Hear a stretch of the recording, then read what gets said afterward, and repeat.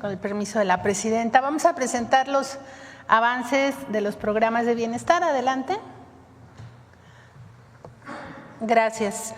Al día de hoy se han registrado 964,556 mujeres a la pensión Mujeres Bienestar, de las cuales 153,000 son mujeres indígenas que ellas tienen este derecho de los 60 a los 64 años. De tal manera que vamos avanzando muy bien, vamos a entregar las tarjetas ya en este mes de enero y febrero.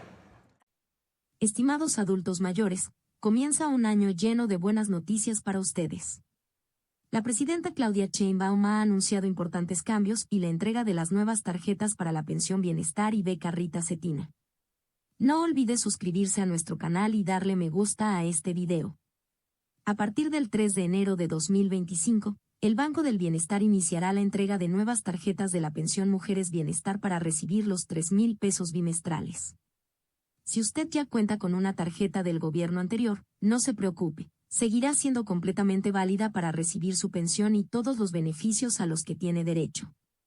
¿Y las nuevas incorporaciones? Si usted cumplió 65 años recientemente, 725,300 nuevos beneficiarios recibirán sus tarjetas en enero y febrero de 2025. Por otro lado, también será entrega de las tarjetas a los nuevos beneficiarios de la beca Rita Cetina en febrero, beneficio universal para estudiantes de educación básica. Pero esto es solo el comienzo. El gobierno está implementando el programa Salud Casa por Casa. ¿Qué significa esto para usted?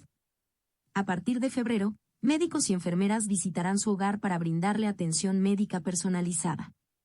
Estos profesionales de la salud serán personas de su propia comunidad, capacitadas especialmente para atenderle. Y hay más noticias. A mediados de 2025, cuando usted vaya a cobrar su pensión al Banco del Bienestar, encontrará algo nuevo, una farmacia del bienestar justo al lado. Allí podrá obtener gratuitamente sus medicamentos para diabetes, hipertensión y otras condiciones importantes. Ya no tendrá que desplazarse a diferentes lugares, todo estará en un mismo sitio. Los números hablan por sí solos. Ya se han realizado más de 4.6 millones de visitas domiciliarias a adultos mayores y personas con discapacidad. El gobierno ha contratado a más de 14,500 profesionales de la salud, y este número aumentará a 22,500 para garantizar que todos reciban la atención que merecen. Este es el inicio de una nueva era en la atención a nuestros adultos mayores. Una era donde la salud, el bienestar y la dignidad son prioridad. Donde no tendrá que preocuparse por conseguir sus medicamentos o por recibir atención médica. La presidenta Sheinbaum lo ha dejado claro, su bienestar es un derecho, no un privilegio.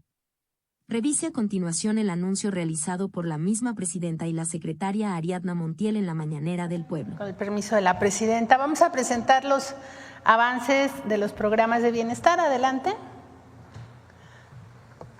Gracias. Al día de hoy se han registrado 964,556 mujeres a la pensión Mujeres Bienestar, de las cuales 153,000 son mujeres indígenas que ellas tienen este derecho de los 60 a los 64 años. De tal manera que vamos avanzando muy bien, vamos a entregar las tarjetas ya en este mes de enero y febrero. Adelante. Respecto al programa de Salud Casa por Casa, el Censo de Salud y Bienestar va avanzando.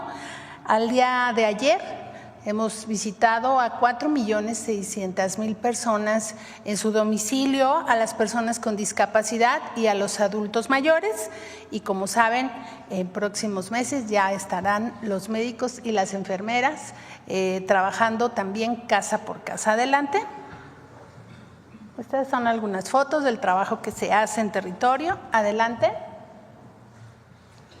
Respecto a la contratación de las enfermeras, ya hemos contratado a 14,577 y seguimos recibiendo expedientes esta semana y principios de la próxima semana para llegar a nuestra meta, que son 22,500 enfermeras. En el mes de enero vamos a dar la capacitación y todo lo referente a la parte operativa del trabajo de las médicas, los médicos, enfermeras, enfermeros, para que en el mes de febrero iniciemos las visitas ya con el personal de salud a las viviendas de las personas adultas mayores y personas con discapacidad. Adelante. También 725,300 adultos mayores ya se han registrado a la pensión porque han cumplido 65 años. Como ustedes ya saben, esta pensión ya es un derecho para nuestros adultos mayores y se han venido inscribiendo y vamos a entregarles sus tarjetas durante los meses de enero y febrero para que empiecen a recibir su pensión. ¿Es cuánto, Presidenta? ¿Perdón? Creo que traía unos videos, Ariel.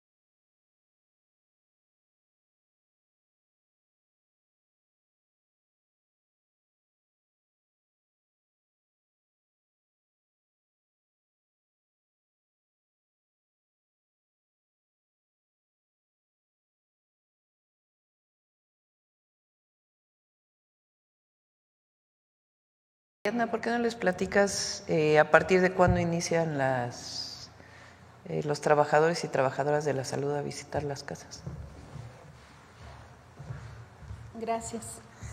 Vamos a empezar a partir del mes de febrero. El 3 de febrero ya las médicas, los médicos, las enfermeras, enfermeros estarán realizando la visita domiciliaria y que hay que insistir, como lo ha dicho la presidenta, que este es un programa permanente, que no es una visita eventual, sino que es un programa que quedará ya para siempre. Ahora lo que estamos haciendo con los servidores de la Nación es aplicar un cuestionario para posteriormente con el sistema de salud establecer un semáforo sobre quiénes están en condiciones sanas, quiénes tienen que tener una visita periódica de 2 meses y quién habrá de tener una atención y una revisión de un tiempo más corto. Hemos encontrado también adultos mayores, sobre todo, que viven solos y que están sanos, pero otros que viven solos y que están en postración. A ellos no solamente se hará la visita médica, sino las y los servidores de la Nación estarán pendientes de que lo que se defina por los médicos se recurra a visitarlos para que tomen su medicamento y demás. De tal manera que este programa está pensado en la protección permanente en materia de salud de nuestros adultos mayores y de las personas con discapacidad que son derechohabientes ya de las pensiones. Sobre lo que preguntaba la compañera respecto a los resultados, si la presidenta nos autoriza, en una sesión les platicamos a detalle los mismos, pero en términos generales que hemos encontrado, diabetes, hipertensión, que los adultos mayores, entre otras cosas, lo que más desean es que se platique con ellos, que se les visite, que no se les deje solos. La parte de salud se está preguntando, pero también la de salud mental, sus redes y relaciones familiares con las que cuentan, porque muchos de ellos tienen la protección de la familia. En México tenemos esa gran virtud que las familias nos reunimos regularmente y que a nuestros adultos mayores se les cuida y se les protege y se les respeta porque son la guía de la familia. De tal manera que este programa está haciendo este censo y los resultados nos van a servir de guía no solamente para la aplicación del programa, sino para las estrategias de salud, y que Encuesta Nacional de Salud la hay desde siempre, la aplica el INEGI, solo que ahora tendremos la información nominal de cada persona. de tal manera que vamos a poder hacer efectivo el derecho a la salud de estos dos grupos de la población que son vulnerables. ¿A partir de cuándo arranca? Sí. A mediados del próximo año. Estamos, como saben, en la licitación de los medicamentos. Va muy bien. Ya la próxima sesión que venga Secretaría de Salud para que Eduardo Clark les pueda informar cómo va.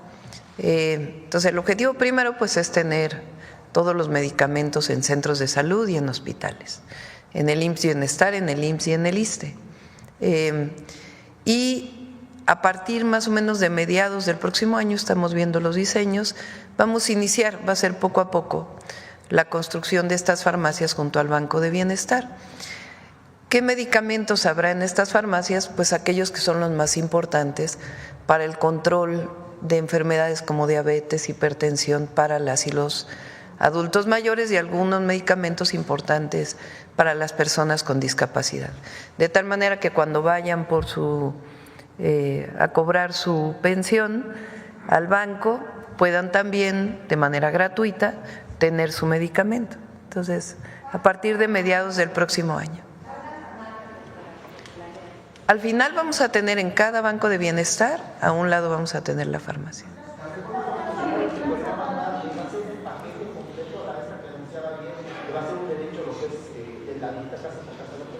Sí, en su momento los vamos a enviar a la Constitución, los 3 nuevos programas, el apoyo a mujeres de 60 a 64 o la pensión Mujeres Bienestar, las becas para preescolar, primaria y secundaria y también el programa de salud Casa por Casa.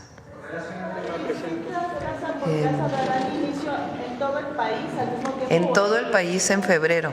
Enero se están capacitando, ya están trabajando en la contratación y en enero pues se estarán capacitando. ¿Cuál es el objetivo además del objetivo de la salud preventiva, que en realidad se trata de ello, y de brindarles un apoyo adicional a las y los adultos mayores? El objetivo es que quien se contrate para ser médico o médica del bienestar o enfermera o enfermero del bienestar sea de la comunidad o de una comunidad cercana. Si van a ir a un lugar apartado, a la Sierra Tarahumara, pues en la medida de lo posible que sea una persona que viva cerca, para que no tengan que moverse de un estado a otro. Entonces ese es el objetivo, no solamente la salud preventiva, sino también que sean de las propias comunidades los trabajadores y trabajadoras de la salud que van a estar trabajando en este programa. Sí, adelante. Buenos días, Presidenta. Gustavo García, de Comunicante MX. Y es con relación al tema, aprovechando que está la secretaria Montiel. Les comparto, hace unas semanas yo tuve la oportunidad de cubrir un evento organizado por la Coamex, que es la Coalición México por los Derechos de las Personas con Discapacidad, en el marco del Día Internacional de las Personas con Discapacidad. Y ahí se abordaron diversos temas, se presentó una guía de respuesta humanitaria para personas con discapacidad. Pero específicamente este colectivo y estas asociaciones civiles que forman esta coalición, de inicio agradecerle, le mandan el agradecimiento a usted, Presidenta, a la Secretaria, por el apoyo que se está dando a las personas con discapacidad, que se haya elevado a rango constitucional esta pensión de bienestar para personas con discapacidad. Sin embargo, Presidenta, Secretaria, aún nos falta mucho camino por recorrer en México, hablando de discapacidad. Hace un par de semanas en el Hotel Safi en Monterrey no se le permitió el acceso a una persona con discapacidad visual porque llevaba un perro y decían que era una mascota, ¿no? Hace una semana ocurrió también un caso viral en Veracruz, en el restaurante Chili's, donde le pidieron a una persona con discapacidad que se retirara. Y creo que ahorita es una oportunidad única, Secretaria, Presidenta, porque este foro creo que es uno de los más importantes que tenemos en México para que se hable de discapacidad, para que se promueva el uso correcto de los términos que existen en el colectivo de discapacidad, que también aquí se promuevan los derechos que tienen las personas con discapacidad. No solamente es esa pensión, también tienen derecho a trabajar. ¿Qué empleos podría atender o cubrir una persona con discapacidad. Recuerdo que hace unas semanas estuvo aquí también personas o dirigentes del Consejo Empresarial de México. Ellos también tendrían que entrarle al tema de discapacidad y pues el reto es para secretaria, para usted presidenta, si en algún momento en estas mañaneras se podría ocupar un espacio para que se hable de discapacidad. Creo que en México lo necesitamos y nosotros como medios de comunicación, sin lugar a dudas, llevaremos ese mensaje a nuestras audiencias. Sí, por supuesto, tienes razón porque es un avance muy importante y además México es de los pocos países que lo tienen, no sé si haya otro país, pero es de los pocos países que da este apoyo económico, esta pensión a personas con discapacidad, además que esté en la Constitución ahora, y el apoyo también para la rehabilitación, que también es un derecho establecido en la Constitución. Pero sigue habiendo discriminación y sigue habiendo limitaciones para el desarrollo pleno de una persona con discapacidad, que tiene que ver desde pues las condiciones urbanas para que una persona sea que dependiendo de su discapacidad pueda tener la posibilidad de tener la movilidad en una ciudad o en cualquier sitio, o también pues lo que tiene que ver con las traducciones, en fin, todo lo que está involucrado para que una persona con discapacidad pueda tener todos los derechos. Entonces lo está trabajando la secretaria, no sé si quieras comentar de la dirección que tenemos de derechos para las personas con discapacidad, y además tienes razón, se tiene que erradicar toda forma de discriminación en nuestro país a cualquier persona por ser diferente. Adelante. Gracias. Es muy importante lo que tú comentas. La pensión es un derecho que ya está consagrado en la Constitución y es un gran avance, porque las personas con discapacidad vivían en mayor pobreza que el resto de la población. Entonces, es la primera estrategia para combatir la pobreza entre los grupos vulnerables, y que sea un derecho también es muy importante, porque las personas con discapacidad, por ejemplo, alguien que nace con esta condición, tendrá el apoyo del Estado desde los 0 años hasta el final de su vida, porque una vez que cumpla 65 años accede a la pensión de adulto mayor. Entonces, esta es una garantía muy importante, porque es el grupo de la población que tiene esta garantía del Estado durante toda su vida. Tenemos que avanzar en la política de inclusión. La presidenta nos dio la instrucción desde el inicio del gobierno de que trabajáramos en esta línea.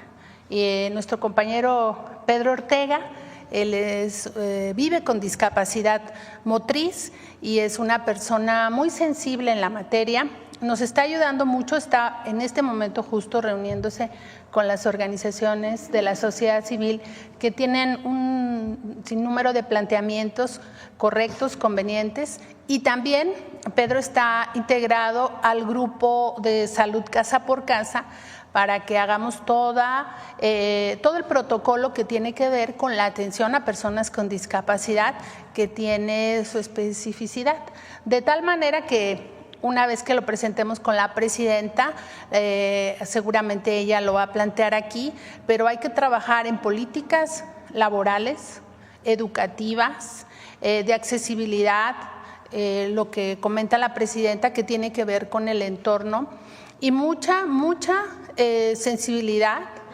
promoción de los respeto a los derechos humanos de este grupo de la población por parte de todos. Porque cuando suceden estas cosas, estos eventos de discriminación, no hay que dejarlo como un hecho que solo se conoce, digamos, viralmente, sino que hay que actuar para ir haciendo conscientes a toda la población de que además todos podemos en algún momento de nuestra vida ser una persona con discapacidad por una enfermedad, por un accidente. De tal manera que todo lo que hagamos para concientizar y sensibilizar en la materia es muy importante, porque además es un grupo de la población que dice el INEGI, que será entre el 5 y 7% de la población, pero impacta a 80 millones de mexicanos y mexicanas que vivimos con alguna persona con discapacidad. Así que vamos a trabajar en ello y se los vamos a presentar. Sí, justamente, secretaria, esta coalición me hizo favor de entregarme esta guía de respuesta humanitaria. Está buenísima, no sabe lo que he aprendido con esta guía.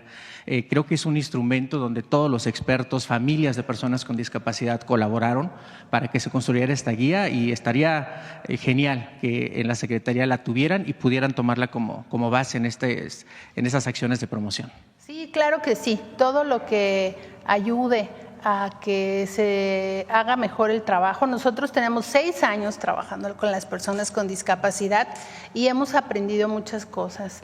Hablar con ellos, comunicarnos de la manera correcta y también a que todos sus trámites se les faciliten de nuestra parte hacia ellos también. Y claro que sí, tomamos en consideración lo que aquí se ha vertido por parte de las organizaciones. Qué amable. Gracias. Presidenta, como segunda pregunta, también hace un par de meses aquí usted amablemente me compartió la Estrategia Nacional de Seguridad y la importancia de que estos ejes se aplicaran en ciudades tan complejas como Tijuana. En Tijuana es donde nosotros transmitimos, está nuestro medio Comunicante MX, y le quiero compartir que justamente el alcalde Ismael Burgueño junto con la gobernadora Marina del Pilar le entraron completamente a este plan. Hace unas mañaneras usted comentaba que es importante el compromiso de los gobiernos, tanto municipales como de las gobernadoras y gobernadores, y justamente ahí en Tijuana ya se están realizando estas jornadas de bienestar.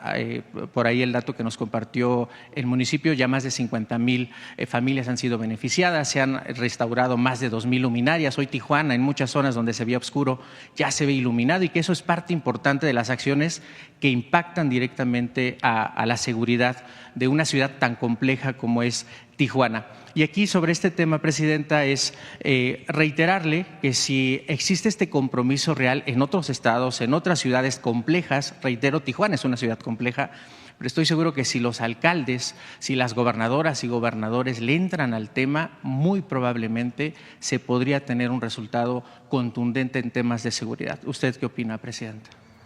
Pues fue el llamado que hice cuando nos reunimos en la reunión del secretariado ejecutivo, de la que forman parte los 32 o las y los gobernadores y la jefa de gobierno, de que desde los estados y los municipios tienen que participar en la coordinación de las actividades de seguridad y construcción de la paz.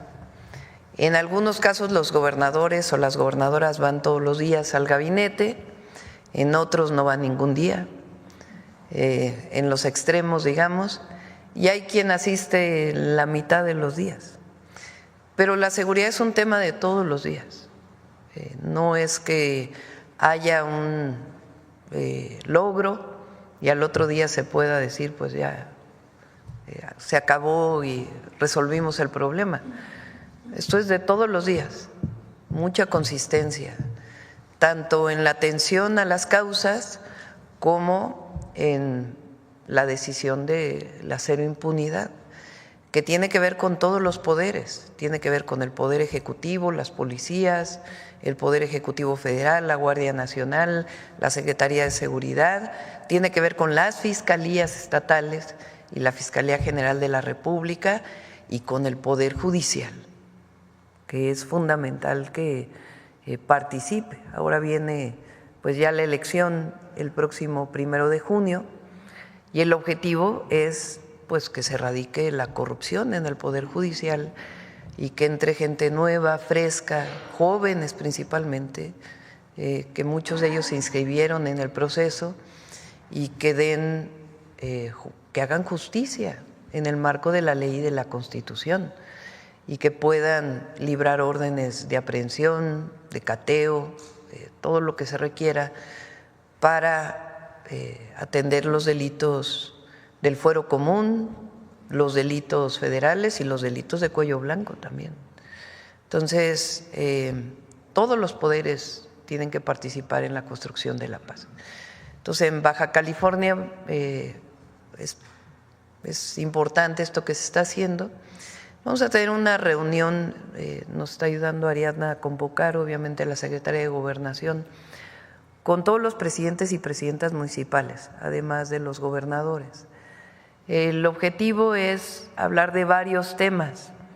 Un tema importante es que a partir del 2025 el FAIS, que es Fondo de Aportación a la Infraestructura Social, tiene una parte que está dedicada a pueblos originarios. Entonces, la reunión es para que se conozca cómo se debe implementar y cómo debemos construir a partir de ahora este presupuesto.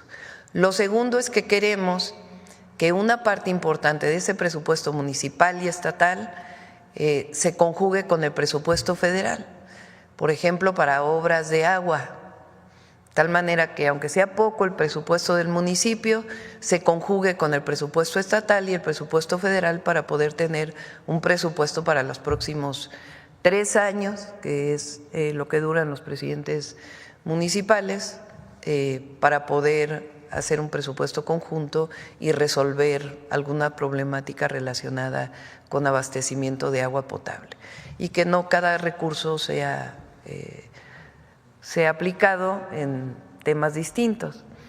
Y el tercer tema también es que, así como lo hicimos en su momento en la Ciudad de México, nuestro objetivo, y es voluntario evidentemente a los presidentes y presidentas municipales, es que se vayan construyendo estos senderos seguros, estos caminos de paz que le queremos llamar, que tengan pues una mejora urbana integral, que lleven mucho más iluminación y también murales urbanos dedicados a cada una de las características de cada municipio. Si logramos que entre todos podamos incorporar los recursos para poder mejorar en términos urbanos nuestro país, sea pequeño el municipio o sea grande, pues entonces vamos a tener también mejores condiciones de seguridad. Entonces son algunos de los temas que vamos a tratar. Quizás sea la primera vez que un presidente o presidenta se reúna con todos los presidentes municipales para invitarlos a que sean parte pues de este presupuesto integral que queremos construir entre todos. De acuerdo. Vamos a tener la primera a mediados de enero. No, a lo mejor no caben aquí, yo creo que vamos a buscar otro sitio. Ok, Presidenta, como última pregunta. Por cierto, a ver si, ahorita lo recordé, a ver si ponen la nueva tarjeta del Banco de Bienestar, para que se conozca. Gracias. Presidenta, como última pregunta para Alerta Multimedia, el medio en el que también colaboro, es en seguimiento a un caso que le presenté hace 3 semanas, por ahí se quedó pendiente preguntar a la Fiscalía información sobre el tema, y tiene que ver con un caso entre particulares, entre una grafóloga y un personaje, un médico que hace contenido en YouTube, y tiene que ver con la grafología. En estas 2 semanas, Presidenta, se han revelado una serie de situaciones que preocupan, porque podría tratarse de un caso en donde la grafología podría estar creando una idea falsa de que se puede curar ciertos temas de salud o bajar de peso con la grafología, y que aparte se le da espacio en televisión nacional y que llega a públicos masivos, ¿no? Específicamente en el Poder Judicial también se reveló que, curiosamente, de los peritos que apoyan al Poder Judicial, pues hay 2 peritos en genética, que es muy valiosa su participación, contra 15 peritos grafológicos, y dentro de estos 15 peritos, por lo menos 3 no acreditan una licenciatura en ningún tema. ¿Por qué? Porque pues, prácticamente este colegio que promueve la grafología, pues cualquier persona, incluso un ama de casa, podría estudiar grafología, y se le promete que podría… No se vale hablar mal de las amas de casa, al revés. Cualquier ciudadano mexicano podría incluso estudiar sin necesidad de acreditar ningún tipo de estudios, y está la promesa, ¿no?, de trabaja como perito grafológico y gana miles de pesos. Entonces, sobre este caso en específico, Presidenta, usted como científica le quiero preguntar su opinión sobre la grafología, sobre el uso y promoción que se le ha dado en medios masivos en México, el análisis de firma incluso de varios secretarios de su gabinete que se han estado estudiando sus firmas y se ha deducido su personalidad con base a esa firma. ¿Cuál es su opinión referente a ese tema? Y si también la Fiscalía le pasó algún reporte o le dijo algo de lo que le planteé hace 2 semanas, Presidenta. Lo comentamos en su momento. Hay diferentes formas de visualizarlo. En algunos casos tiene que ver con detectar si hay una firma falsa o no. Y ahí pues hay muchos peritos que tienen esta capacidad y este estudio para poder determinar si una firma es de la persona o es falsa. Y la otra pues es la determinación de las características de personalidad de algún personaje o algún hombre o mujer, persona que firma de una manera y se hace una interpretación de su personalidad, que pues, no sé qué tanta base científica tenga, pero bueno, es también como los horóscopos que se escriben en los diarios y que muchos de nosotros los hemos leído, ¿no? Que no tienen mucha base científica, pero que de todas maneras pues es algo que forma parte pues de la cultura. Entonces, dependiendo para qué se use, uno tiene que tener mucho cuidado en la censura de una u otra actividad como esta. Y también informar a la ciudadanía pues de las características de una persona que es grafóloga y que ahí sí pues si eso va a impactar en la salud de una persona pues también hay que identificarlo, ¿no? Pero que tener mucho cuidado hasta dónde uno censura o no actividades como estas y más bien pues que las personas tengan suficiente información.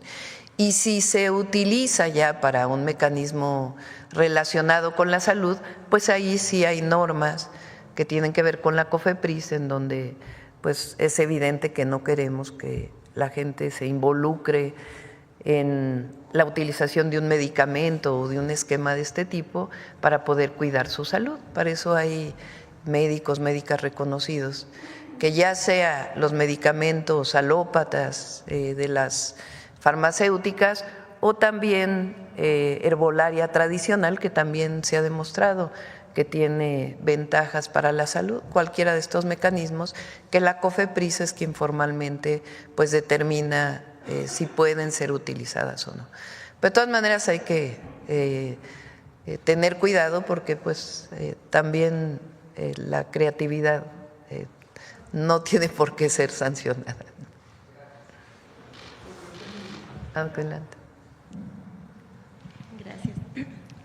Presidenta, buenos días. Maite Baena de Infobae México. Sobre el tema y aprovechando que está aquí la secretaria Ariadna Montiel, me gustaría preguntarle dos temas. Uno es si ya tenemos un calendario oficial para el pago de la pensión a los adultos mayores, bueno, a los programas en general para el mes de enero. Y otra, hablaba usted de la entrega de las tarjetas para mujeres de 64 años, perdón.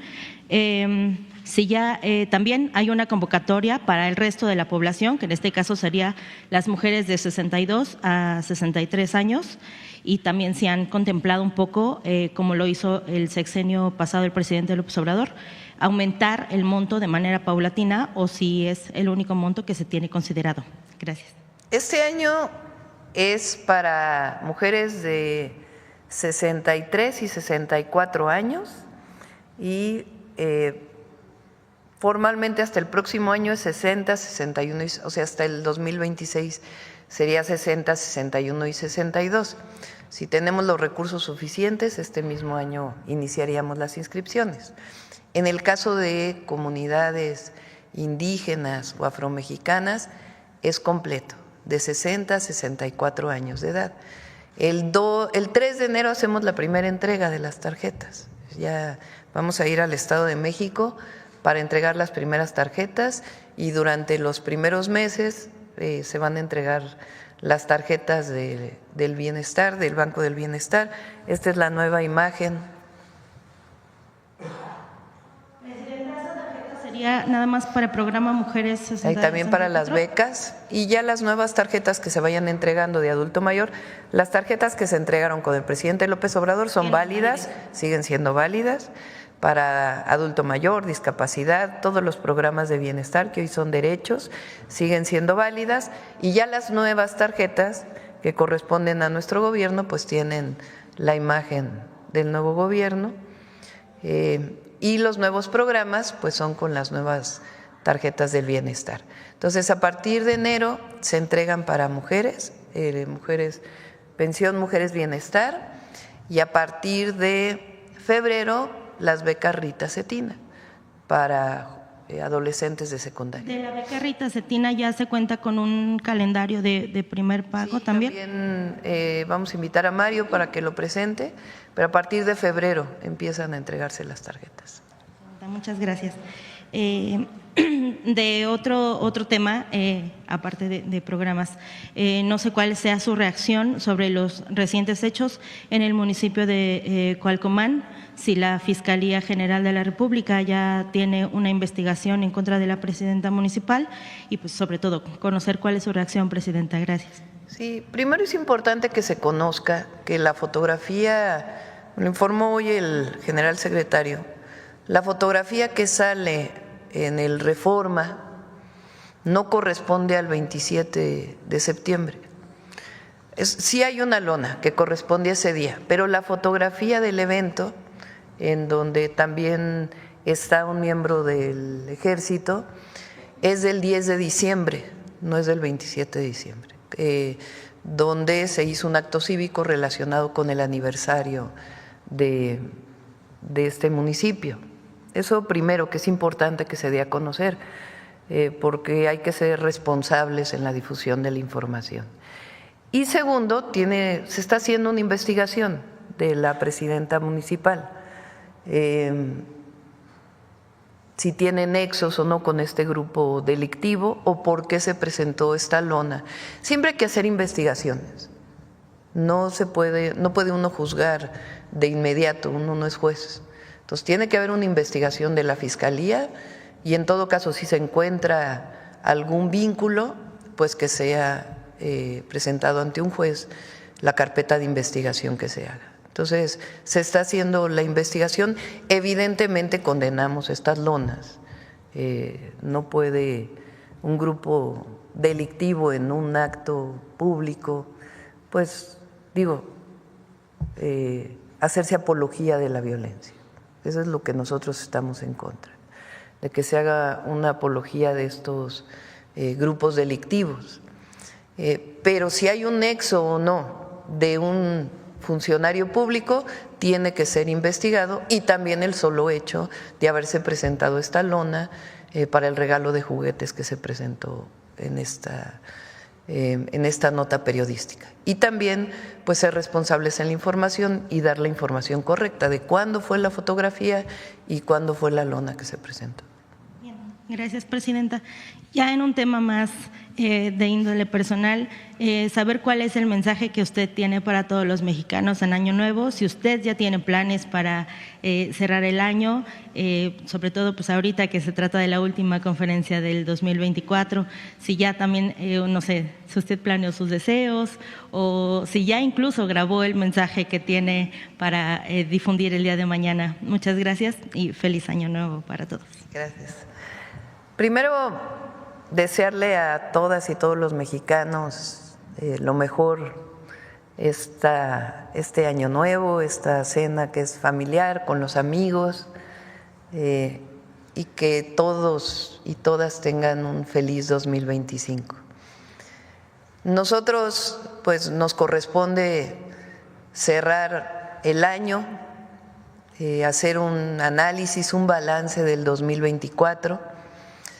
Lo vamos a hacer en la primera conferencia de prensa, el 2 de enero, de cómo cierra en términos económicos, sociales, políticos, México en el 2024, que como lo dije ahora que estuve el fin de semana en distintos lugares, este 2024 fue muy importante para el país. En 2018 nuestro país tuvo un cambio profundo, le llamamos la cuarta transformación de la vida pública. Cambió el modelo, cambió el régimen, de un régimen de corrupción y privilegios pasamos a un régimen de economía moral, un régimen democrático, un régimen de libertades y un régimen en donde quien decide es el pueblo de México. Se acabó el pasado en donde decidía por todos y por todas un pequeño grupo que se había apoderado del gobierno y que gobierno y este grupo de poderes económicos gobernaba solamente para unos cuantos. En el 2018 cambió la forma y el fondo del gobierno y hubo una transformación muy importante. Y el 2024 hubo dos decisiones del pueblo de México trascendentes. La primera es que continúe la transformación, que no haya marcha atrás, que no se regrese al régimen de corrupción y privilegios, que siga avanzando la democracia en el país, que siga avanzando el México de las libertades, el México de la igualdad, el México de los derechos. Y al mismo tiempo tomó la gran decisión pues de que por primera vez gobernara una mujer nuestro país. Y esto es parte de la transformación, van juntos, no van separados. Es tiempo de mujeres y es tiempo de transformación. Y esas dos decisiones las tomó el pueblo de México. Y se cierra el 2024 con grandes reformas constitucionales que benefician al país y que fueron decisión del pueblo.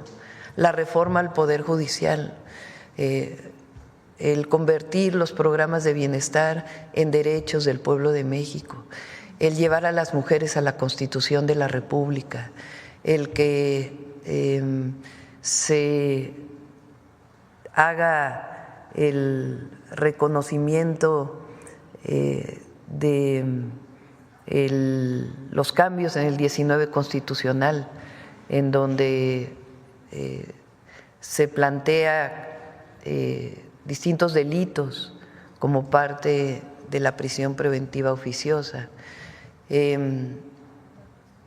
los pueblos indígenas, muy importante, la Guardia Nacional en la Secretaría de la Defensa Nacional, todos estos cambios constitucionales que la oposición, los adversarios políticos y este grupo que gobernaba en el pasado no han podido entender y que fueron decisión del pueblo de México. Y eso abre una gran posibilidad para México en el 2025, entre otras la elección que vamos a tener por primera vez de las personas del Poder Judicial, de jueces, juezas, magistrados, magistradas, ministros, ministras, de 2 miembros de la Sala Superior del Tribunal Electoral de la Federación, los va a decidir el pueblo de México. Esta profunda transformación que vivimos es para bien de México y está reconocida por el pueblo de México, tan es así que la gente apoya a su gobierno y nosotros no nos vamos a separar de la transformación. Entonces se cierra el 2024 con la profundización de esta transformación en nuestro país y con muy buenas perspectivas para el 2025.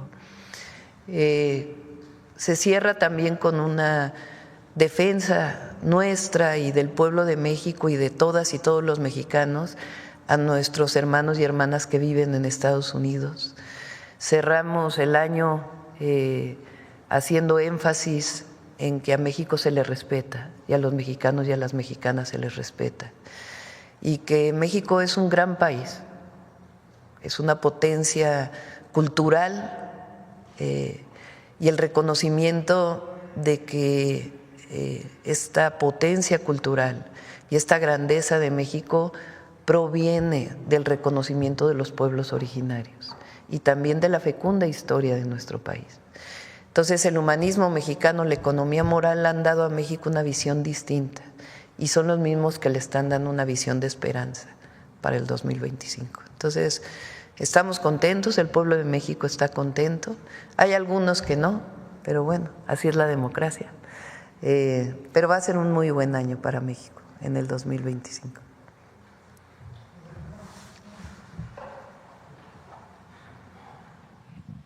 Gracias. Hola, Presidenta, muy buenos días. Gaspar Vela, de Grupo Milenio. Regresando al tema de Cualcomán, allá en Michoacán, ¿qué llamado le haría usted a las personas que reciben pues estas donaciones o regalos por parte de grupos de la delincuencia organizada? Pues primero que corresponde a todas y todos los mexicanos no hacer apología de los grupos delincuenciales. Hubo series en la televisión, en las plataformas, que hicieron apología, como si acercarse a un grupo delictivo representara una vida de lujos, de dinero, y en realidad quien se acerca a un grupo delictivo pues tiene una perspectiva de muerte, no de vida. Y eso es lo que entre todos y todas debemos de seguir impulsando, valores distintos.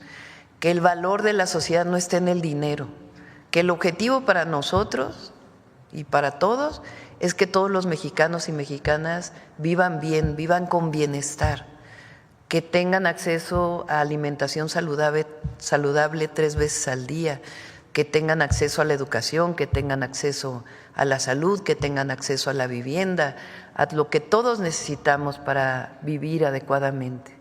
Pero que de ahí a que el objetivo sea acumular recursos, acumular dinero, esa no es nuestra visión. Nuestra visión es que la felicidad la da el amor a la familia, el amor a nosotros mismos, el amor a la naturaleza, el amor a la patria, el amor a nuestros semejantes. Eso es lo que brinda la felicidad y no la acumulación de dinero, o no el tener ropa de marca, o no el consumismo, como si fuera esa la felicidad.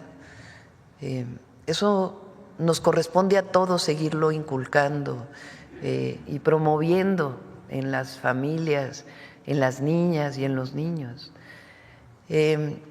Entonces el dinero que supuestamente brinda el acercamiento a un grupo delictivo no es una opción de vida, es una opción de muerte.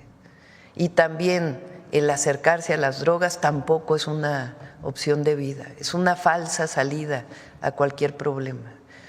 Por eso vamos a presentar el nuevo programa también de difusión en contra del consumo de las drogas, o para que se alejen los niños, las niñas, las y los jóvenes del consumo de las drogas.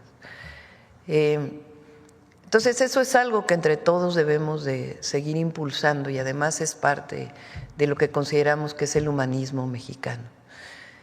A nosotros nos corresponde también seguir impulsando la política de seguridad que tiene que ver con la atención a las causas. Y eso significa que un joven no tenga que acercarse a un grupo delictivo como una opción de vida, sino que tenga la educación, que tenga el empleo y que tenga otros valores que le permitan no acercarse a esta opción. Y a las autoridades, cualquier autoridad, que no caiga nunca en la utilización de recursos ilícitos, o para sus campañas o para el ejercicio del gobierno. Y nos corresponde combatir eso. Y en estos casos, cuando se presenta una situación así, pues investigar. En el caso de la alcaldesa, ¿ya tenía, sabe usted si tenía otras investigaciones esta alcaldesa? No quisiera yo adelantar mucho. Hay algunas investigaciones relacionadas con el municipio, pero ya yo prefiero que sea la propia Fiscalía quien informe de esto, porque en estos casos no hay que especular, es irresponsable especular, y más bien que sea la información de las fiscalías y en todo caso la acción de la justicia lo que proceda. ¿Le preocupa a su gobierno que cárteles, grupos de la delincuencia organizada, pues creen esta especie de base social en diversas zonas del país? Es justamente el objetivo que tenemos con la atención a las causas, evitar que haya base social en estos grupos delictivos y que haya alternativas muy distintas al acercamiento a la violencia. Entonces, más que preocuparnos es ocuparnos permanentemente en la atención a las causas y al mismo tiempo en la cero impunidad.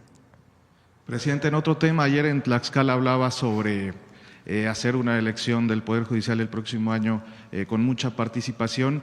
¿Cuál sería para usted un porcentaje de participación satisfactorio en la elección del próximo año? Bueno, es difícil plantearlo, hay que trabajarlo. Yo creo que lo que es importante es que todas las autoridades, porque todas las autoridades podemos llamar a ejercer el derecho al voto. Distinto es que orientes para votar por una u otra persona, que eso no debe ser. Pero entre todos debemos impulsar el que sea muy participativa la elección al Poder Judicial. El movimiento que usted encabeza realizaría entonces una estrategia para promover la participación en la elección judicial. Sí, habría que ver las reglas del INE, que tienen que ser muy claras. Hasta donde yo entiendo, un partido político, por ejemplo, pues no puede promover a una persona o a otra, eso no debe ser así. Pero hay que preguntar si los partidos políticos pueden llamar, por ejemplo, a votar. Es algo que el INE tiene que determinar, estas reglas o el propio Tribunal Electoral. Ok, finalmente, ¿cómo cierra el Estado de Sinaloa, presidenta, en materia de seguridad? Actualmente, cuando falta un día para que termine este año, ¿cuántos elementos de las fuerzas federales están desplegados en Sinaloa? Sí, el 9 de enero vamos a presentar el primer informe del Gabinete de Seguridad. Ahí podemos informar todo lo relacionado con Sinaloa y con otros estados de la República, otras entidades de la República. Hay presencia del Ejército, de la Guardia Nacional, hay coordinación, que es muy importante, de la Marina también hay presencia, en particular en Mazatlán y en otras zonas costeras. Hay un buen trabajo del secretario de Seguridad y Protección Ciudadana. Entonces, está trabajando conjuntamente en ambos orientaciones, atención a las causas y cero impunidad. Y también es importante recordar cómo es que se da esta situación en Sinaloa, porque aún no ha sido aclarado.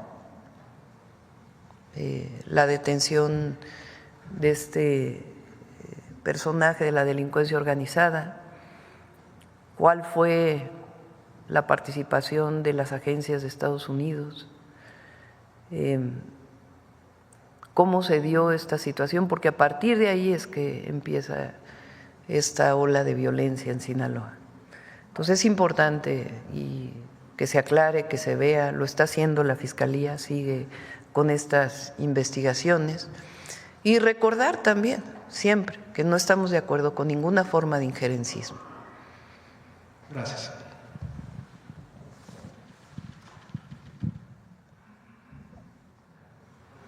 Que sí colaboración, pero no subordinación.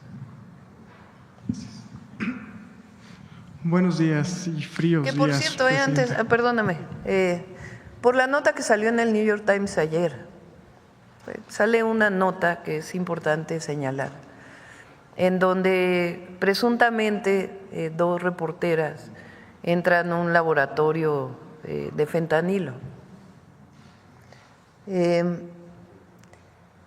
Hoy lo comentábamos en el Gabinete de Seguridad, también lo vamos a presentar aquí, cómo es que se hace la producción de fentanilo, porque no son las fotografías que se muestran ahí. Es muy distinto, aunque sea una droga que hay que combatir, y se han hecho muchas incautaciones de laboratorios de metanfetamina también. Permanentemente, todos los días hay destrucción de laboratorios de metanfetamina. Pero una cosa es la producción de metanfetamina y otra muy distinta es la de fentanilo. Y también ambos consumos tienen un efecto en la salud muy dañino, pero particularmente el fentanilo tiene mayores daños.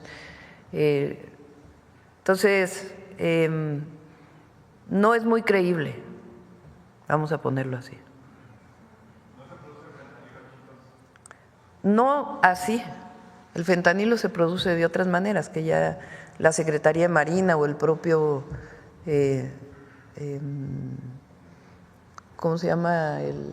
La Autoridad Regulatoria de Medicamentos, COFEPRIS, puede informar cuáles son los métodos de producción. Pero no es creíble las fotografías que se presentan ahí, incluso por el daño a la salud que podría causar para quien está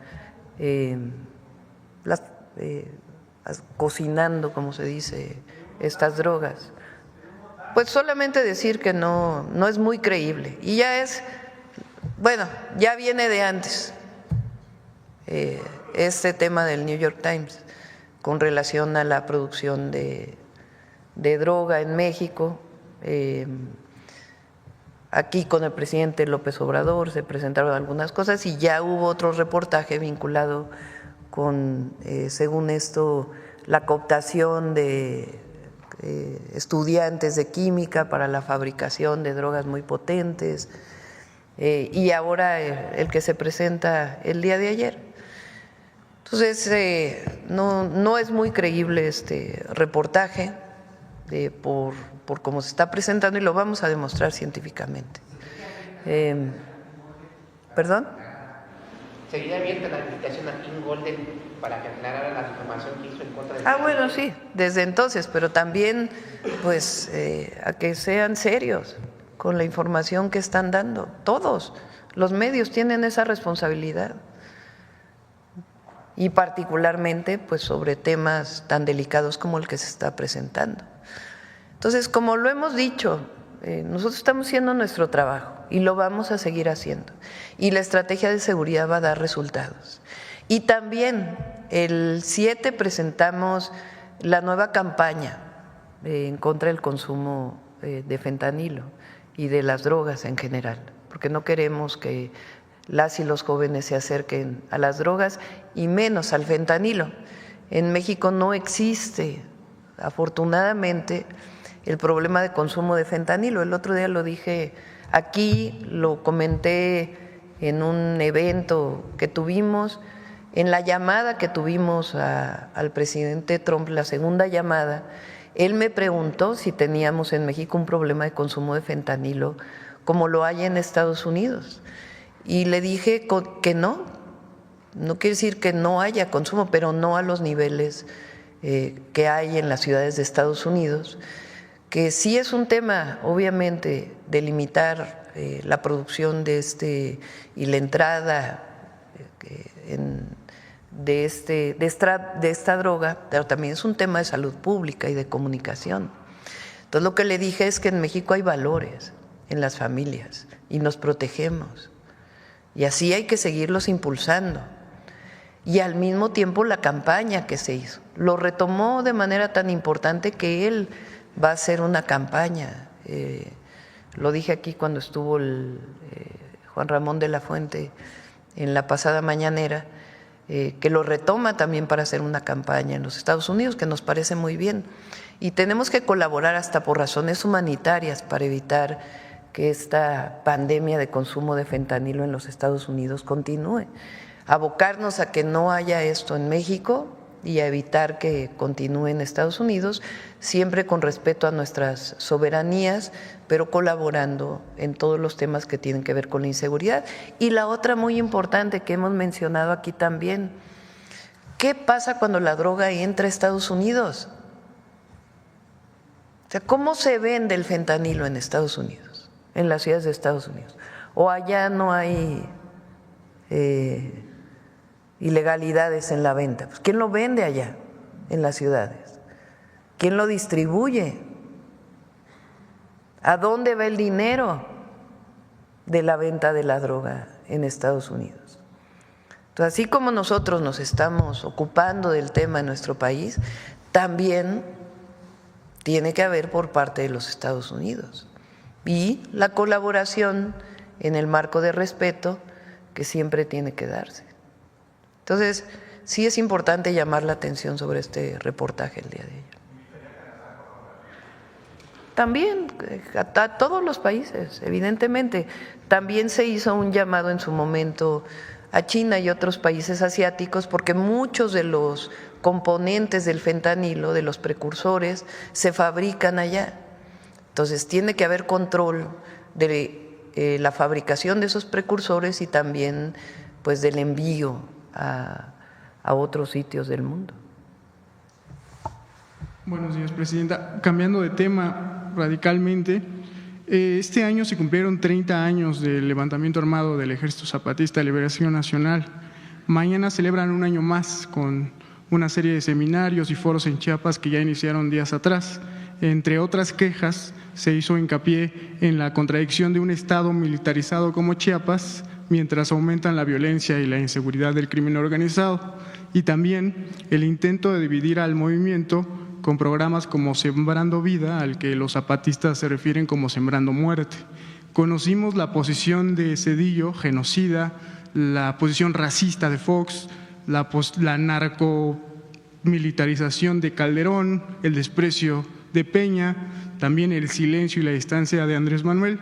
Presidenta, ¿cuál es la posición de esta administración ante el EZLN? Pues de respeto, pero también de defensa de nuestro proyecto. México es un país democrático y si ellos, durante muchos años, nosotros desde la universidad salimos a las calles para defender la paz en Chiapas.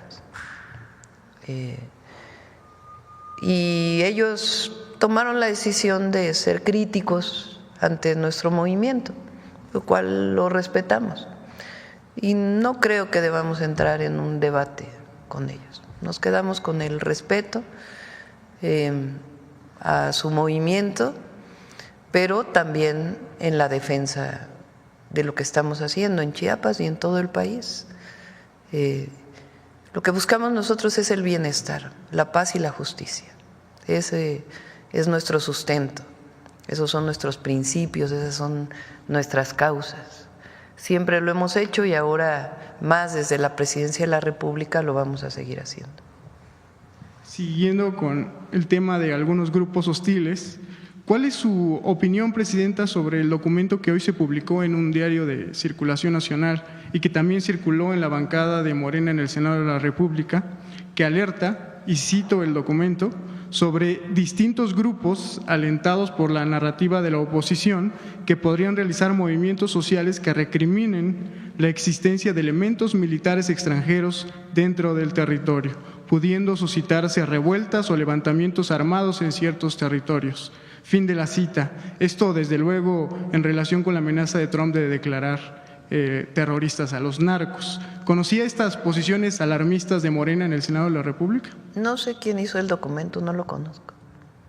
Bueno, no lo conozco, no puedo, no quisiera opinar sobre un documento que no conozco y que tampoco sé quién lo realizó ni qué sustento, pues sí, pero no sé ni quién lo realizó ni qué sustento tiene, si es la bancada, si fue un senador de manera aislada, no conozco cuál es el motivo ni el propio documento. Lo que sí es importante es que yo tengo la idea. El presidente Trump tuvo una muy buena relación y de respeto con el presidente López Obrador. Y yo por eso confío en que vamos a tener una buena relación, de respeto, de coordinación, no de subordinación. Él fue respetuoso en su momento con México y eso es lo que nos da, y las 2 llamadas de teléfono que hemos tenido con él nos abre pues una perspectiva de que va a haber una buena relación. Puede haber no coincidencias y además nosotros siempre vamos a defender a los mexicanos y las mexicanas en Estados Unidos, siempre. Nosotros no criminalizamos la migración, al revés, nosotros lo hemos dicho aquí y lo vamos a seguir demostrando, cómo las y los mexicanos en Estados Unidos contribuyen de manera muy importante a la economía de los Estados Unidos, sí a la economía mexicana, pero de manera muy importante a la economía de Estados Unidos. Y si los mexicanos no estuvieran en Estados Unidos, pues no habría comida sobre las mesas de los estadounidenses, las y los estadounidenses. Entonces, nuestra defensa siempre a las y los mexicanos en cualquier lugar donde estén y particularmente en Estados Unidos, pero creemos que va a haber una buena relación de coordinación con el presidente Trump y nos sustentamos, repito, en la buena relación que hubo con el presidente López Obrador y ya habrá el momento para sentarnos con nuestros equipos para hablar de todos los temas en los que tenemos que hablar. A ellos les interesa, por ejemplo, la entrada de drogas de México a Estados Unidos. A nosotros nos interesa que dejen de entrar armas de Estados Unidos a México, y todo eso tiene que seguirse trabajando en esquemas de alto nivel de trabajo entre ambos gobiernos. Finalmente, Presidenta, si me permite, aprovechando que está la secretaria Ariadna Montiel, me gustaría preguntarle sobre el programa, si nos puede hablar un poquito más sobre el programa Héroes Paisanos, que según entiendo es como un pase automático a programas del bienestar, como adultos mayores, la pensión de mujeres, personas con discapacidad, incluso el programa que acaban de ampliar ahorita, Salud Casa por Casa.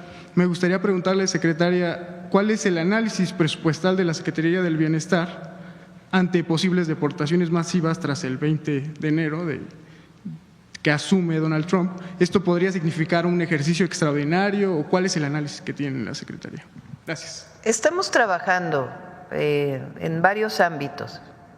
Por supuesto, no compartimos de ninguna manera lo que ha planteado tanto el presidente Trump como parte de su equipo con relación a las deportaciones masivas. Pero si llegaran a ocurrir, nosotros tenemos que recibir a las y los mexicanos y darles opciones, distintas opciones. Defenderlos en Estados Unidos, como lo presentamos con el canciller, de manera legal, porque estas deportaciones también tienen que cumplir con una vía legal, y defenderlos, apoyarlos desde los consulados de México, y en caso de que lleguen a nuestro país, pues darles todas las posibilidades para que se integren. Entonces estamos trabajando en ello, tanto la Secretaría de Bienestar, la Secretaría del Trabajo, está coordinado por la Secretaría de Gobernación, el Instituto Nacional de Migración, todos los programas de bienestar a los que tendrían derecho, el acceso al empleo, a poder regresar a sus lugares de origen. Es decir, tenemos un programa para ello que ya en su momento lo presentaríamos, así como estamos haciendo en la defensa de las y los mexicanos en Estados Unidos. Adelante.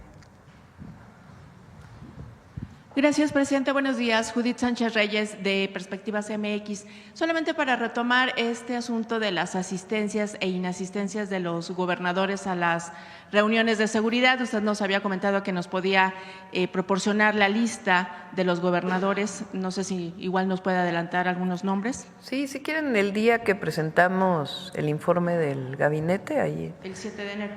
9 de enero, ¿9? Creo que es jueves. El 7, el 6 vamos a presentar el OLINIA, el trabajo que ya hemos venido desarrollando para el vehículo en México de producción nacional. El martes va a ser salud, el 7, el miércoles no recuerdo qué vamos a presentar, y el jueves, esperando que se cierren los datos de seguridad, vamos a presentar el informe de seguridad. Bien, no es cierto, el 7 no es salud, el 7 vamos a presentar, bueno, sí es salud, de cierta manera vamos a presentar la campaña, que está vinculado evidentemente con salud. Sí, siguiendo con este tema de seguridad, presidenta, ¿con qué información cuenta en torno al hallazgo de estas 14 fosas clandestinas en los municipios de Emiliano Zapata, La Concordia y Palenque, allá en Chiapas, donde se han recuperado, según esto, un total de 17 cuerpos hasta el momento? Saber si ya ha habido pues la identificación de los mismos, si estos pertenecen a lo que es pues la sociedad civil o integrantes de estos cárteles que bueno se han estado disputando la plaza. Lo está trabajando el Gabinete de Seguridad con la Fiscalía General de Justicia del Estado de Chiapas, y les damos la información en cuanto tengamos mayores datos. En cuanto se dé el reporte. Bien, presidenta, hace unas semanas Rosaura Ruiz Gutiérrez, la secretaria de Ciencia y Tecnología, dijo que la vacuna Patria, a la que le fue destinada inicialmente una inversión de 500 millones de pesos, no sería aplicada en esta temporada, pese a que se había dicho anteriormente que así iba a ser. De hecho, en el gobierno anterior se dio primero una fecha del 2021, luego del 2022, y así ha sido sucesivamente este postergamiento. Preguntar si las razones por las que se ha dado esta postergación es de la producción de este biológico han sido de índole económicos o por falta de tecnología para concretarla, o cuáles han sido los factores. Poco más de 700,000 vacunas Patria que van a ser utilizadas. Ahora la vacuna del COVID o contra el COVID no se aplica de manera generalizada. La orientación por parte de las instituciones médicas, de la Secretaría de Salud, es que se aplique en personas vulnerables, adultos mayores principalmente y con problemas de diabetes o hipertensión. Entonces, la adquisición de vacunas contra el COVID pues ya no es la que tuvimos en su momento cuando la pandemia estaba pues en su momento más difícil. Entonces, dada esta orientación, pues la compra de vacunas pues ya no es la compra que se hacía antes. Entonces, había algunos contratos con algunas vacunas y en el caso de la vacuna Patria, si mal no recuerdo, son alrededor de 700,000 vacunas que se van a utilizar. Pero todavía no se tiene fecha para cuándo. En este periodo se están utilizando porque es el periodo de diciembre, enero, febrero. Ahora que venga Secretaría de Salud lo puede informar con todo detalle. Entonces, bueno, no se dio el recurso adicional para fabricar muchas más vacunas, pues porque ya no es necesario comprar tantas vacunas. Y de hecho también en ese sentido, Presidenta, preguntar, digamos, en esta campaña de inmunización por el COVID-19, el gobierno está aplicando la vacuna cubana, la Abdala. Preguntar por qué no se hizo la adquisición de otras vacunas de otras empresas farmacológicas que incluso se estuvieron utilizando en la pandemia. Por las razones que comentamos, había todavía contratos en el caso de la vacuna Abdala, obviamente la vacuna Patria y otras marcas de estas vacunas, y ya no se requiere comprar o adquirir tantas vacunas. Entonces, vamos a pedirle a Eduardo Clark y al doctor Kersenovich que lo puedan informar en la próxima conferencia en donde vengan. Gracias.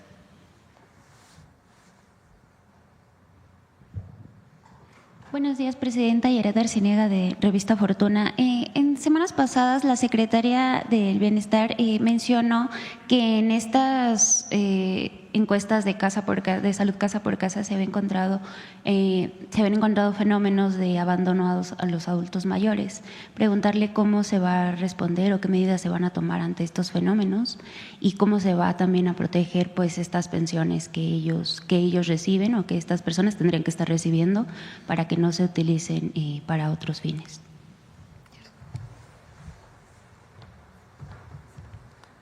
Gracias. Las personas que viven solas no necesariamente están en postración. Hay un universo que viven solas y que se pueden mover, van al banco, retiran sus apoyos y eso nos permite estar con la tranquilidad de que su pensión les llega y la utilizan para su bienestar.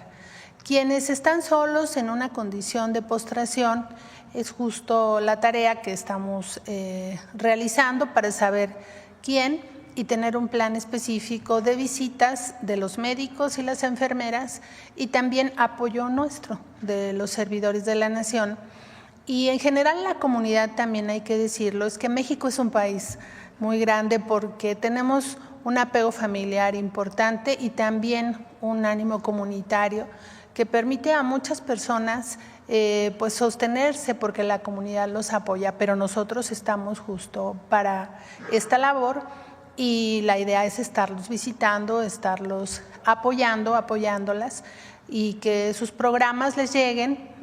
Siempre tienen un amigo, un familiar o alguno de nosotros que los apoyamos y tenemos mucha revisión, supervisión sobre la intervención de nuestros compañeros servidores de la Nación, que sirva el caso para agradecerles todo su trabajo en este año que ha sido muy intenso para nosotros. Gracias. Muchas gracias, secretaria. Presidenta, en otros temas, tras darse a conocer la sentencia de García Luna en Estados Unidos, usted tocó el tema de las cárceles y la privatización de servicios que se dio en el sexenio de Felipe Calderón.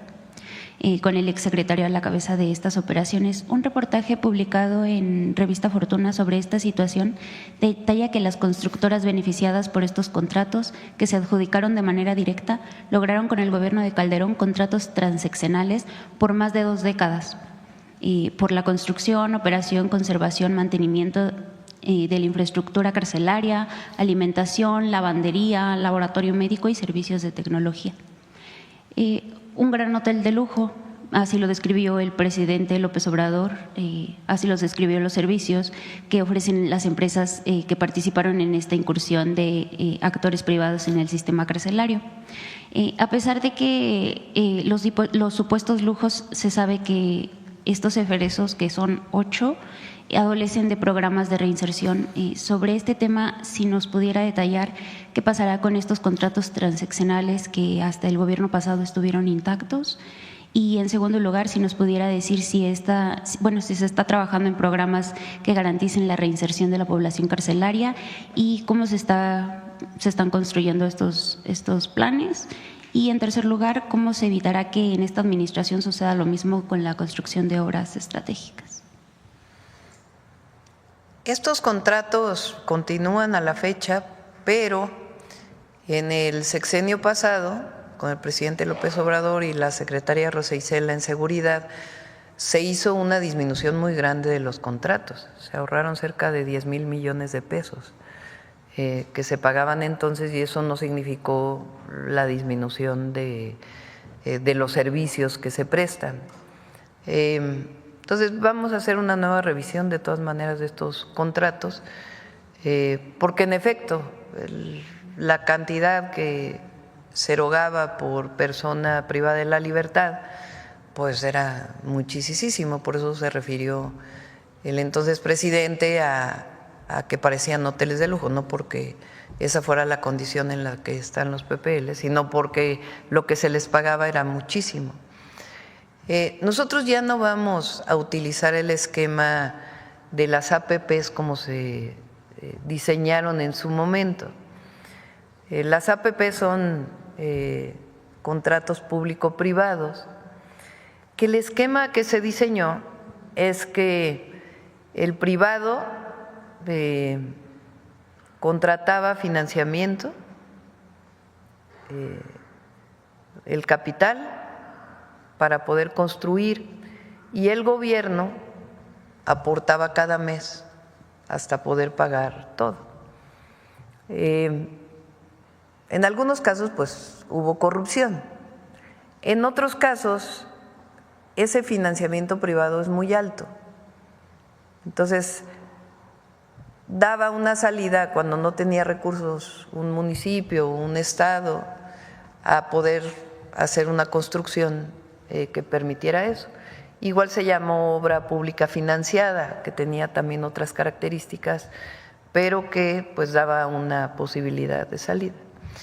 Nosotros lo que estamos planteando es una visión distinta, que es un financiamiento mixto, parecido a como se compraron las plantas de Iberdrola por parte del presidente López Obrador, en donde hay, digamos, riesgo del privado y del público, pero también las ganancias se comparten y no todo es erogación por parte de las entidades públicas, que finalmente es recurso del pueblo.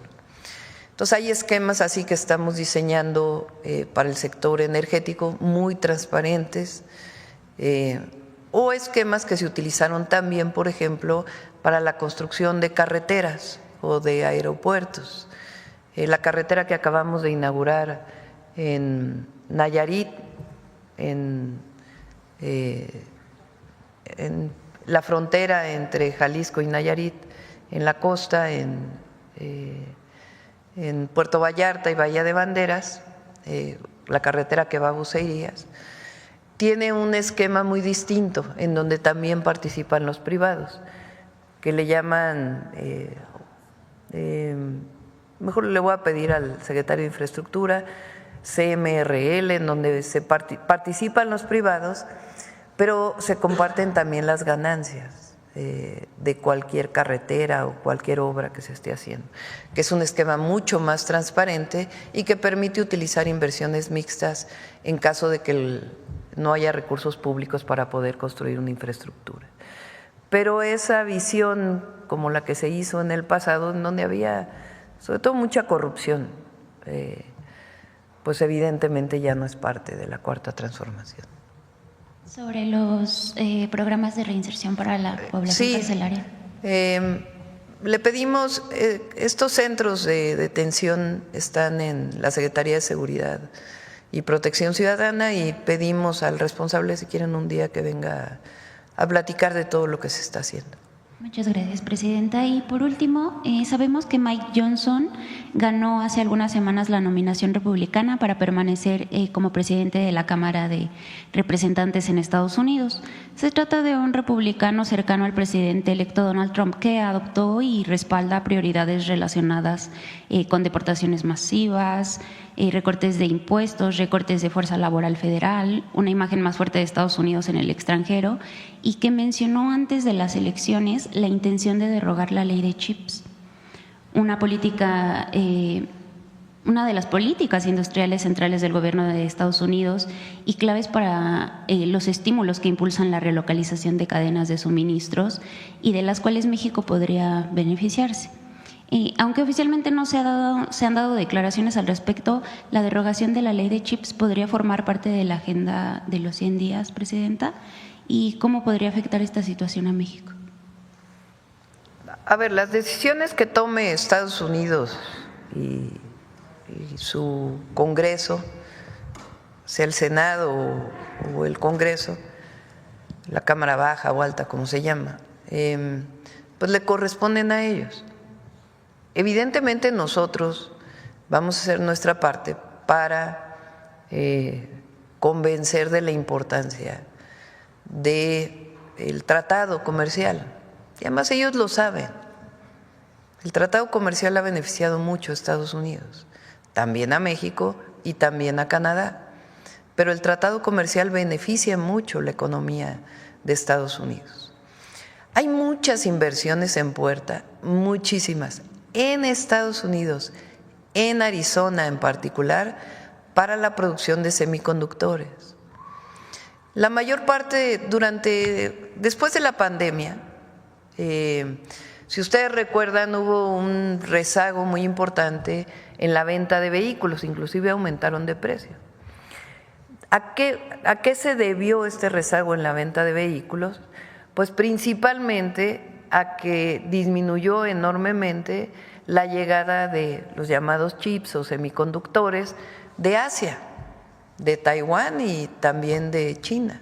Se retrasaron muchísimo por problemas no solamente en la fabricación, por la pandemia, sino en la distribución, en la llegada a los distintos lugares.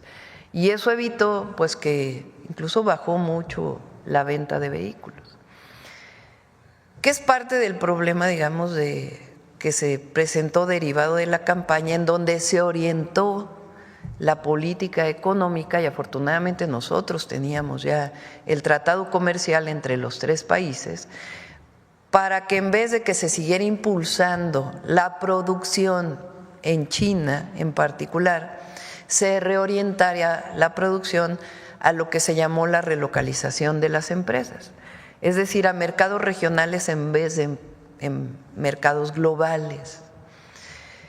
Entonces, Estados Unidos, ¿qué hizo? Pues promover la fabricación de semiconductores en su propio país, particularmente en Arizona. Y al mismo tiempo, México lo que planteó es que particularmente Sonora, pues era una gran posibilidad para tener un vínculo con la producción de semiconductores, en donde aquí se fabricara una parte y en Estados Unidos se fabricara otra, y eso tenía un enorme potencial, no solo para los vehículos, sino para muchos otros productos que utilizan semiconductores. Hoy prácticamente todo lo electrónico utiliza semiconductores de distinto tipo, desde los microscópicos hasta los semiconductores de mayores diámetros, digamos, de mayores medidas. Entonces, sea que eliminen particularmente esta ley o no, ellos saben que se benefician pues de la producción de semiconductores en los Estados Unidos y en México. Foxconn, una de las grandes empresas productoras de semiconductores, tiene programado una planta en México que ya está muy avanzada, y otros fabricantes de semiconductores tienen en México programada la producción. Nosotros lo que queremos hacer en este programa que presenté de desarrollo nacional es tener no solamente plantas de producción de semiconductores, sino generar diseños, que ahí es donde está el amplio valor económico y el valor agregado de la producción. En México hay instituciones como el Cinvestav, particularmente el instituto que está en Jalisco, pues tiene un vínculo muy grande con las productoras de semiconductores en México y tiene investigadores que se han dedicado a este tema de manera muy importante. El otro instituto se llama el INAOE, también tiene investigadores que se dedican a la investigación de semiconductores de manera muy importante, y nuestro objetivo pues es generar el diseño de semiconductores a través del vínculo de distintos investigadores en nuestro país. Entonces, en pocas, resumiendo, a México y a Estados Unidos le conviene mucho seguir produciendo semiconductores y dejar de depender pues de Asia en particular, porque eso nos da pues mucha fortaleza en esta sustitución de importaciones.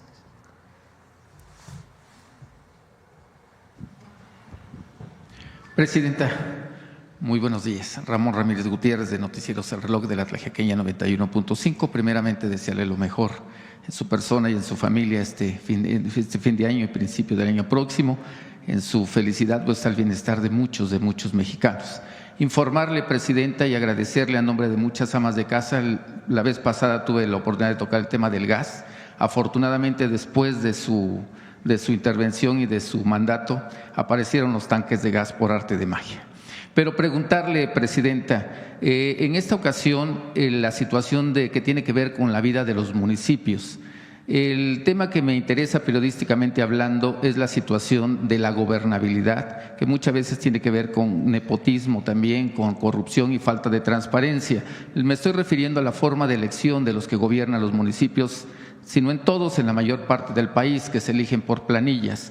Hasta los jueces ahorita afortunadamente se van a elegir por voto libre, secreto y directo de los ciudadanos. ¿Considera usted que ya es tiempo también de democratizar la forma de elección de los ayuntamientos en los diferentes estados de la República Mexicana, considerando que son planillas? De repente votamos por el presidente, pero ahí en el paquete va el síndico, va el regidor de Hacienda, que muchas veces no los conocen los electores. Es mi primera pregunta, Presidenta. Es una buena pregunta. Habría que revisarlo, no tengo una opinión al respecto. En esas votaciones, pues la característica que tiene es que entran minorías también en la elección de acuerdo con una norma, con una regla, en donde el partido que gana la alcaldía pues no puede tener a todos en la planilla, sino que van entrando dependiendo de la votación que hayan tenido. Entonces tiene esa virtud también el que sea por planilla, y al final pues también la gente elige no solamente al presidente o presidenta municipal, sino a quienes van a acompañar en este proceso y quien el partido político haya decidido. En el caso de los municipios de régimen de elección hay también, obviamente, y particularmente en Oaxaca, de usos y costumbres. Entonces, pues es un buen tema, podría ponerse a discusión. Recuerden que está planteado el tema de la ley electoral, que no se presentó, bueno, presentó el presidente en su momento, el presidente López Obrador, una propuesta, se quedó ahí, no fue ni siquiera votada por las comisiones de la Cámara de Diputados, pero hay temas muy importantes de la reforma electoral que es importante que se discutan, y entre ellos este que planteas para la elección de municipios, que vale la pena discutirlo.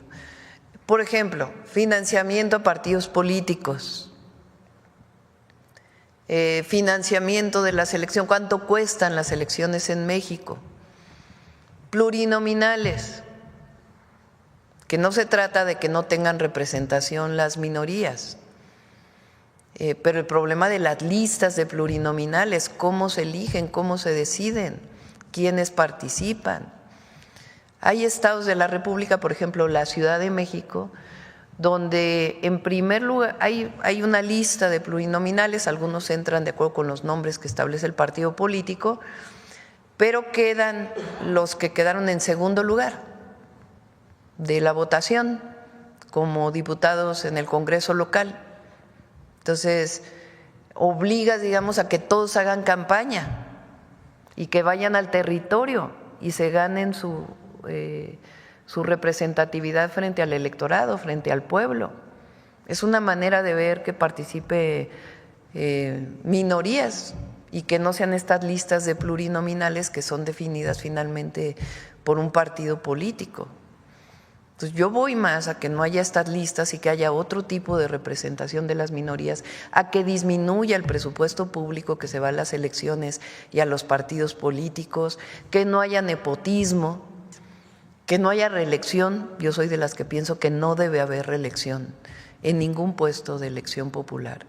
Y de hecho lo planteé y lo voy a enviar en su momento al Congreso. No creo tampoco que deba elegirse a un hermano, un primo, una esposa, un esposo en el siguiente puesto de elección, sea presidente municipal, sea gobernador o gobernadora, principalmente en el Ejecutivo, en donde va una persona y después se propone que vaya el esposo, el hijo, el primo, el papá. Entonces, ese esquema pues es nepotismo, finalmente. Entonces, todo esto, incluido lo que hoy planteas de cómo se elige a los presidentes municipales y a todos los que son parte del cabildo en la elección, pues es algo que es importante que se abra la discusión en este nuevo esquema electoral, que es importante que se plantee como parte de las reformas. Me parece que tenemos que pasar la reforma la votación, al Poder Judicial y después presentar las otras reformas. Aunque el caso de reelección y de nepotismo probablemente lo presente antes. Tiene mucho trabajo, va a tener mucho trabajo el Congreso, hay muchísimas leyes secundarias que tienen que entrar. Y en el caso de las constitucionales, pues reformas como estas. Los gastos también del INE, ahí también tendría que verse en esa reforma. Sí, los gastos del INE, el financiamiento a los partidos políticos. En su momento, en la reforma que envió el presidente se planteaba que no tuvieran financiamiento público los partidos políticos, con excepción del periodo electoral. Y entonces que sea voluntario el participar en un partido político. La verdad es que es una buena propuesta. Entonces, todo ello hay que presentarlo y que se abra una discusión en el país. Porque no necesariamente, el INE tiene 27,000 millones de pesos este año de presupuesto, el 2025. 27,000 millones de pesos. Entonces la pregunta es, y es año en donde se utilizarán 7,000 millones para la elección. Nos vamos a reunir con el INE, estamos viendo las agendas con la presidenta para podernos reunir. Ellos solicitaron la reunión y nos vamos a reunir con ellos para ver en particular el tema de la elección del próximo año. Pero creo que el pueblo de México está de acuerdo que la democracia no conlleva necesariamente un gasto tan oneroso en la elección y en los partidos. Mi segunda pregunta, Presidenta. Bueno, antes de mi segunda pregunta, solamente de ese tema de reforma electoral, también está el tema de los candidatos no registrados que han triunfado en el país. Me tocó hacer una investigación sobre temas en Sonora, en Puebla y en Oaxaca, donde ganaron candidatos no registrados. En ninguno de ellos se reconoció el triunfo de estos candidatos. Pero bueno, mi siguiente pregunta, Presidenta, el tema de las carreteras en Oaxaca. Preguntarle si se inaugura la supercarretera al Istmo de Tehuantepec el 25 de enero, como lo tenía programado, y hace falta la rehabilitación de prácticamente todas las carreteras federales, particularmente Tuxtepec, Matías Romero, y esta carretera que yo le he reiterado, la carretera federal 125, que parte desde la supercarretera, desde la autopista Puebla, pasando por Tejupam, Coislahuaca, ciudades históricas, coloniales, y que llega a la Mixteca, donde vivimos 9 grupos indígenas, donde hay producción agroalimentaria, agroindustrial, y que puede llegar hasta el Pacífico mexicano. Este tema de carreteras, Presidenta. Sí, vamos a destinar recursos para el mejoramiento de las carreteras, no solo para nuevas carreteras, la ampliación, sino también para la repavimentación y mejora en general de las carreteras. En Oaxaca son las federales y son las estatales también, que es muy importante rehabilitar. Y tienes razón, en particular en la Mixteca, es quizá de los lugares en donde hay más problemas con las carreteras. Entonces sí es parte del plan. Bueno, creo que ya cerramos. Adelante. Ya la última pregunta, Presidenta. A raíz de todo lo que se da a nivel internacional, ¿considera usted que es tiempo de volver en los libros de texto y en la educación básica del país, la educación cívica? La nueva escuela mexicana la ha recuperado un poco, pero siento que está limitado porque únicamente se ha revalorado en el tema cultural. Pero ahorita con todo lo que ha sucedido en el contexto internacional, que ya no quisiera yo volverlo a mencionar, ¿no considera usted que es necesario el Servicio Militar Nacional, volverlo a reactivar, y sobre todo la situación cívica en México? Yo recuerdo de niño que llegaron los símbolos patrios a mi pueblo y fue un encanto. Otra vez ese amor a los símbolos patrios, ¿no lo considera usted necesario? Sí, lo del servicio militar no lo considero necesario, pero el reconocimiento de nuestros héroes y de los símbolos patrios. Y ayer hay una historiadora reconocida, ayer la estaba escuchando en un video, Patricia Galeana se llama, que habla en sus textos también. Ella tiene varios textos relacionados con el siglo XIX, en particular con Juárez. Pero ella es de las que plantea, y no necesariamente son historiadores que están vinculados con la 4T, pero habla de la importancia de reconocer nuestros héroes, porque particularmente durante el bicentenario de la independencia y el centenario de la Revolución Mexicana, se quisieron disminuir a nuestros héroes. A Hidalgo, por ejemplo, quisieron hacerlo menos, o dejar de reconocer a los héroes de la Revolución Mexicana y reivindicar a Porfirio Díaz.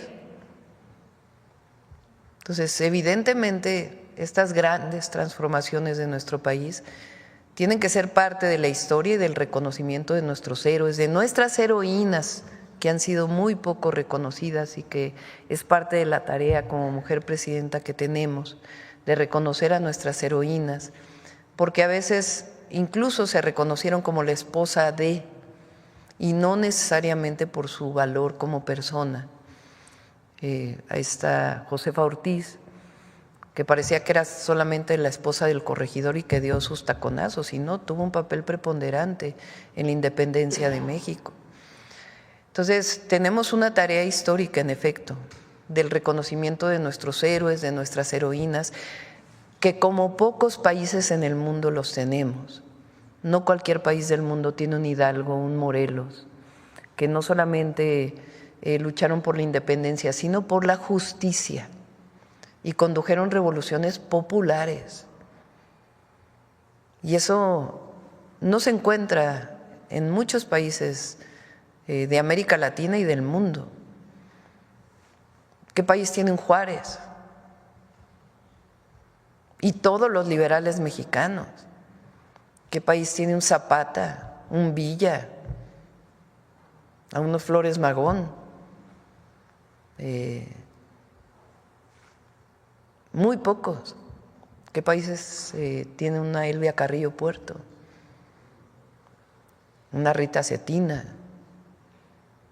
Entonces, es tarea nuestra y de la Cuarta Transformación, en efecto, el reconocimiento de nuestros héroes, de nuestras heroínas, de la lucha del pueblo de México por la independencia, por la justicia, y también héroes del siglo XX, de la segunda mitad del siglo XX, que hoy están siendo reivindicados también, luchadores sociales que fueron reprimidos. Entonces, sí es una tarea histórica de la Cuarta Transformación y del humanismo mexicano, el rescate de nuestra memoria histórica. El que al próximo año le llamemos el de la mujer indígena, mujer en términos genéricos, pues importantísimo, pues son símbolos patrios de ayer y de hoy. Las mujeres indígenas que su voz se ha escuchado muy poco en nuestro país y que lo que queremos es darle voz a las mujeres de antes y a las mujeres de ahora. Y eso nos ayuda a eliminar la discriminación, el racismo, el clasismo y cualquier forma de discriminación en nuestro país. Nosotros somos iguales, todos y todas los mexicanos, por la Constitución y por la ley. Eso es lo que queremos que se reconozca ahora en el Poder Judicial. Entonces sí es importante. El servicio militar, sí, ahí sí no. Vamos a…